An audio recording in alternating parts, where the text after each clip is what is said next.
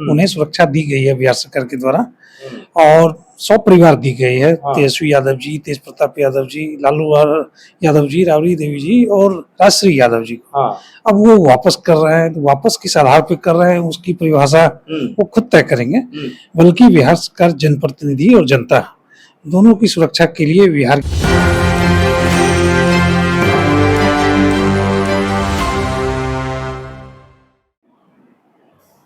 नमस्कार, मैं मनीष देख रहे हैं एक न्यूज 24। लालू राबड़ी की मुश्किलें बढ़ चुकी है। इसी सिलसिले में जो है जदयू प्रवक्ता जो किशोर कुमार जी उन्हें जानकारी देते हैं। फिर चलो स्वागत है आपका। बहुत बहुत धन्यवाद मनीष। लालू राबड़ी की जो है मुश्किलें बढ़ चुकी हैं, किस तरह देख रहे हैं सर आप? मुश्किल नहीं बढ़ी है, वो मुश्किल बढ़ा रहे हैं खुद से। उन्हें सुरक्षा दी गई है बिहार सरकार के द्वारा और 100 परिवार दी गई है। तेजस्वी यादव जी, तेज प्रताप यादव जी, लालू यादव जी, राबड़ी देवी जी और राजश्री यादव जी को अब वो वापस कर रहे हैं, तो वापस किस आधार पे कर रहे हैं उसकी परिभाषा वो खुद तय करेंगे। बल्कि बिहार सरकार जनप्रतिनिधि और जनता दोनों की सुरक्षा के लिए बिहार की पुलिस, बिहार का प्रशासन, बिहार की सरकार लगातार तत्पर है, सदैव तत्पर है। और हम लोग जिम्मेदारी लेते हैं कि प्रदेश के अंदर चाहे कोई भी व्यक्ति क्यों ना हो, आम हो या खास हो, उसकी सुरक्षा हम लोग देते रहेंगे। जेड प्लस सुरक्षा उनको जेड प्लस सुरक्षा हटा दिया गया है सर। देखिए, सुरक्षा मिलना, हटना, बढ़ना या घटना यह सुरक्षा समिति तय करती है। सुरक्षा समिति के अंदर एक सेट पैरामीटर है, उस पैरामीटर के आधार पर तय किया जाता है, तात्कालिक परिस्थितियों का अवलोकन किया जाता है और फिर तय होता है कि किन्हें सुरक्षा बढ़ानी है और किन्हें सुरक्षा घटानी है। कई बार ऐसे मौके आए हैं जब सुरक्षा बढ़ाया भी गया है कई लोगों का। यह बहस का विषय नहीं है। मैं समझता हूँ कि जनप्रतिनिधि को जनता के प्रति जवाबदेह होनी चाहिए।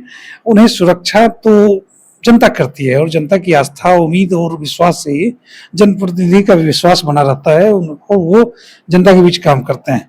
तो लालू प्रसाद यादव जी या उनका परिवार या उनकी पार्टी अगर सुरक्षा वापस कर रहे हैं वो लोग, तो यह साबित करता है कि लोकतंत्र के प्रति उनकी आस्था नहीं है और वह भद्दा मजाक कर रहे हैं बिहार की लोकतंत्र से। अच्छा, शक्ति यादव कह रहा है कि लालू राबड़ी पर कुछ भी खौफ भी आता है, उसको जिम्मेवारी जो है बिहार सरकार होगी। देखिए, बिहार सरकार तो जिम्मेवारी ली थी और उन्हें सुरक्षा दी हुई थी। अब सुरक्षा किस परिस्थिति में वो वापस कर रहे हैं, ये तो बहस का मुद्दा होना चाहिए। और ये आम लोगों को सोचने की जरूरत है कि एक व्यक्ति इतना प्रतिक्रियावादी क्यों होता है जब वह नेता प्रतिपक्ष की भूमिका में हो।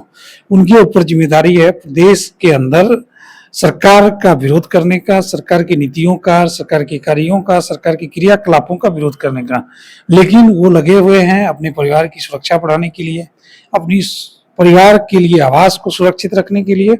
यह बताता है कि उनका आकांक्षा, उनकी इच्छा अपने परिवार तक सीमित हो चुका है। वह प्रदेश की जनता के लिए कहीं से भी जिम्मेवार नहीं है। अच्छा, अब बंगला को लेकर सर बोला जा रहा है पूर्व मुख्यमंत्री एक घर से दोनों को है, तो उनका आवाज तो मिलना चाहिए ना सर? नहीं, देखिए, आवाज पूर्व मुख्यमंत्री, देखिए इसको भावनात्मक तरीके से नहीं, संवैधानिक तरीके से देखा जाना चाहिए। उन्हें आवास मिला है, 39 नंबर का आवास मिला है। उन्हें 39 नंबर आवास में जाने में क्या परेशानी है? क्या इससे उनका कद घट जाएगा, उनकी मजबूती घट जाएगी दल के प्रति, या बिहार की जनता के बीच उनकी पहचान घट जाएगी? मैं समझता हूँ इसमें से तीनों में से कोई चीज होने नहीं जा रहा है। फिर एक नंबर को लेके इतना गलतफहमी क्यों? चाहे वो 10 नंबर के बंगले में रहें या 39 नंबर के बंगले में रहें, मैं समझता हूँ कि दोनों बंगला मंत्री स्तर का बंगला है। दोनों बंगला में लगभग समान सुविधा रहा होगा, तो किसी भी बंगला में रहे कोई आपत्ति नहीं है। इसमें हठ धर्मिता की कहीं पे कोई जरूरत नहीं है। बोला जा रहा है कि ये जो है आवाज जो है वो छोटा आवाज है। देखिए, छोटा बड़ा तय करना किसी व्यक्ति के अधिकार क्षेत्र से बाहर की बातें हैं। यह सरकार तय करती है और किसी को बड़ा मिले, किसी को छोटा मिले, ऐसा नहीं होता है। ये कोई इमोशनल प्लेबैक का मामला नहीं है, ये एक संवैधानिक दायित्व का मामला है और बंगला का निर्धारण पद के अनुसार होता है। लालू प्रसाद यादव जी या उनके परिवार या उनकी पार्टी के लोग बताएं कि क्या 39 नंबर का बंगला उनके पद के हिसाब से या उनके कद के हिसाब से किस प्रकार से उपयुक्त नहीं है। साथ में यही बोला जा रहा है कि जिन्हें आवास आवंटन हुआ है उन्हें पहले दूसरा आवास मिला था, लेकिन एक जो है ये आवास क्यों मिला है? देखिए, ये अलग विषय है, ये अलग विषय है आवास का। यह देखना जरूरी है कि क्या सरकार किसी मंत्री का बंगला बदलने के लिए कैपेबल नहीं है, सक्षम नहीं है, और सरकार सक्षम है, निर्णय ले रही है, सरकार के अधिकारी निर्णय ले रहे हैं, तो इसमें आपत्ति क्यों? कोई भी बंगला हो, अगर कोई व्यक्ति 10 नंबर के बंगला में हो, 39 नंबर के बंगला में हो या 21 नंबर के बंगला में, उससे क्या समस्या आ सकती है? जनता के बीच क्या इसका असर जा सकता है? इस तरह की बातें क्यों हो रही है? आज यहाँ आजादी के लोग कह रहे हैं कि ये बदले की भावना ऐसा किया जा रहा है। नहीं, ये बदले की भावना नहीं है, बस हठधर्मिता है कि मैं यहीं रहूंगा, मुझे यही आवास चाहिए, मुझे इसी प्रकार की सुरक्षा चाहिए, मैं ऐसा ही करूंगा। और ये हठधर्मिता बिहार की जनता बर्दाश्त करने वाली नहीं है। उन्हें आज न कल जनता ने तो आईना दिखा दिया है, लेकिन अब वक्त आ गया है कि वह नेता प्रतिपक्ष के लायक भी नहीं बचेंगे। कहीं न कहीं जनता के विश्वास को लगातार वो कुचलने का काम कर रहा है। एमएलसी चुनाव को लेकर सर अब जो है सस्पेंस जो है दूर हट चुका है, लेकिन यहाँ अब निशांत कुमार के नाम जो है अब आ रहा है, इसमें क्या कुछ कहिएगा सर? नहीं, निशांत जी हमारे पार्टी के आस हैं, हमारी पार्टी के सब कुछ हैं, विश्वास हैं और भविष्य हैं। तो निशांत जी हाउस में जा रहे हैं, अपर हाउस में जा रहे हैं, ये तो खुशी की बात है। और हम लोग उनको एक मेंबर के तौर पे हाउस में देखना चाहते हैं, सरकार की नीतियों पे विमर्श करते हुए देखना चाहते हैं। और जिस प्रकार से उन्होंने गंभीरता के साथ हेल्थ विभाग में काम करना शुरू किया है, कि एक चीज को बहुत ही सूक्ष्म तरीके से समझने का प्रयास किया है, तो आने वाले वक्त में हाउस में भी उनका परफॉर्मेंस बहुत बेहतर होगा, जो कहीं न कहीं जदयू के करोड़ों कार्यकर्ताओं के लिए एक सुकून की बात है।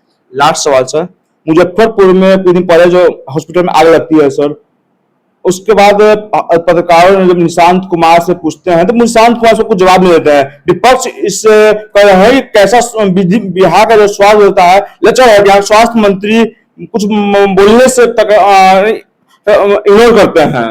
देखिए, उस दिन के घटनाक्रम को आप देखेंगे, रात के 3 बजे के आसपास आग लगा था। उसके तुरंत बाद वहाँ पे एसपी और डीएम गए, स्वास्थ्य विभाग के अधिकारी गए और बाद में कमिश्नर गए। तो प्रशासन अपना काम कर रहा था। स्वास्थ्य मंत्री एक कस्टोडियन होते हैं विभाग के, उन्हें जब भी बात करनी होती है विभाग के बारे में तो कंप्लीट अपडेट और पूर्ण विवरण के साथ। तो आपात स्थिति में जब वहाँ राहत का कार्य लगातार चल रहा था, एक जान महत्वपूर्ण था जिसे बचाना जरूरी था, उस बीच में स्वास्थ्य विभाग के मंत्री आधा अधूरा बयान देके लोगों को दिग्भ्रमित करना नहीं चाहते थे। अगले ही दिन उन्होंने एएनआई जैसे प्रतिष्ठित संस्थान के साथ बयान दिया और गंभीरता के साथ बताया कि किस प्रकार से वो स्वास्थ्य विभाग के माध्यम से लोगों के जान को बचाने का भी काम कर रहा है। और जो भी दोषी होगा, आपने देखा होगा कई लोगों पे एफआईआर भी हुआ है, तो जो भी दोषी है, जिनकी लापरवाही से कुछ लोगों की जान गई है, उनके खिलाफ गंभीर कार्रवाई का भी उन्होंने संकेत दिया है। तो आप सुन रहे थे जदयू प्रवक्ता किशोर कुणाल जी को, सारे प्रश्न जवाब दिया। तो खबर देखने के लिए एक न्यूज़ 24 से बने। धन्यवाद।